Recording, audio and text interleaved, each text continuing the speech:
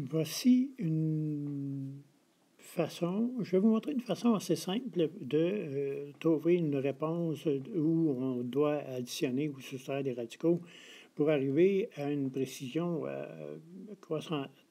assez précise. Dans un premier temps, nous allons trouver les facteurs de nos chiffres sous le radical en faisant en sorte qu'un des facteurs soit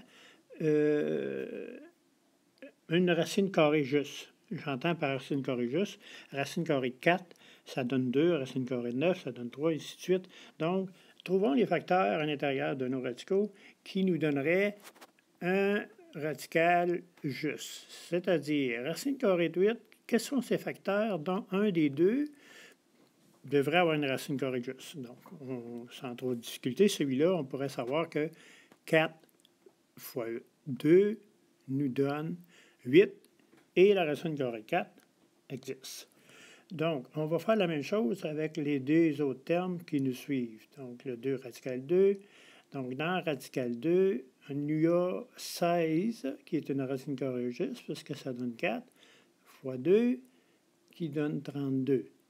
Donc, et si on continue avec le 18, on aurait la racine carrée, le facteur de 18 qui serait 9 fois 2.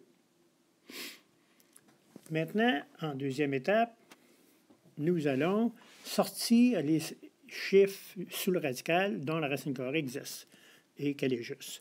Par exemple, dans le premier cas, nous avons le 4 qui possède la parenthèse comme nous gardons là, qui va multiplier la racine carrée de 4 qui est sous le radical, qui nous donnerait 2. Et sous le radical, il nous reste 2 et on va le laisser là puisqu'il n'arrive pas juste. On va faire la même chose avec le deuxième terme. Donc, 2 fois racine carrée de 16 qui est 4, qui nous donnerait 4, radical 2, puisque lui, il n'arrive pas juste. Et avec le dernier terme, on aurait 3 fois la racine carrée de 9, qui donne 3, radical 2. En l'étape suivante, on va faire le produit des deux termes qui sont en dehors du radical. Donc, 4 fois 2, ici, nous donnerait 8, radical 2. Le deuxième, 2 fois 4, 8, radical 2. Et le dernier, 3 fois 3, 9, radical 2. Donc, en mathématiques, nous savons que nous avons ici, en réalité, radical 2 pour les trois termes, qui pourraient être ensemblables si on additionnait des variables, comme le premier terme pourrait s'appeler 8x, le deuxième moins 8x et le dernier moins 9x. Et on sait qu'en algèbre, tous les termes semblables peuvent s'additionner ou soustraire selon le cas. Ici, évidemment, nous allons faire comme si c'était de l'algèbre. Donc, 8 radical 2 moins 8 radical 2, les deux premiers termes s'annulent. Donc, et le dernier terme nous donnerait moins 9 radical 2, c'est ce qui nous reste sous notre parenthèse. Donc, pour faire simple à l'étape suivante, le moins qui précède la parenthèse avec le moins qu'il y a dans la parenthèse, nous savons en mathématiques qu'un moins multiplié par un moins nous donne un plus, donc l'expression finale nous donnerait 9 radical 2.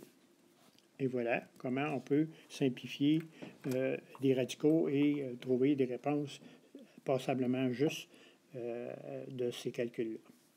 Voilà. Salut, Jean-Dame, Marie-France. Voici comment est-ce que je m'y prendrais pour ce numéro-là.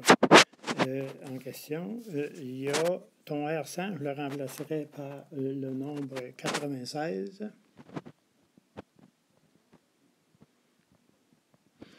On garde le 100, évidemment. Tu as remarqué que la formule du rang centile qui dit n plus grand et plus une demi de ceux qui sont semblables, on le remplace par n tout simplement. Donc, je garde le n en haut, numérateur, et le nombre total, ça nous donnait 200. Ça, c'est l'effectif. Donc, on va isoler tout simplement le n, ce qui va devenir 96 fois 200, qui divise, il devient multiplié de l'autre côté l'égalité. Le 100 qui multiplie va venir diviser à gauche de l'égalité. Et après ça, ça c'est égal au nombre durant, le nombre durant, c'est-à-dire l'endroit où on va se rendre. Ce qui veut dire que ça nous donnerait, en simplifiant, le 100 et le 200 par 100 toutes les deux, ce qui nous donnerait 2 au numérateur, et 96 fois 2, ça nous donnerait comme résultat 192.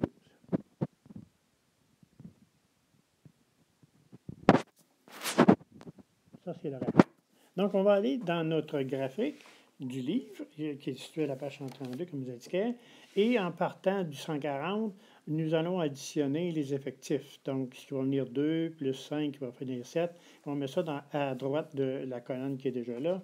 Et on remarque que le 192e rang se situe dans la braquette de taille qui est 161.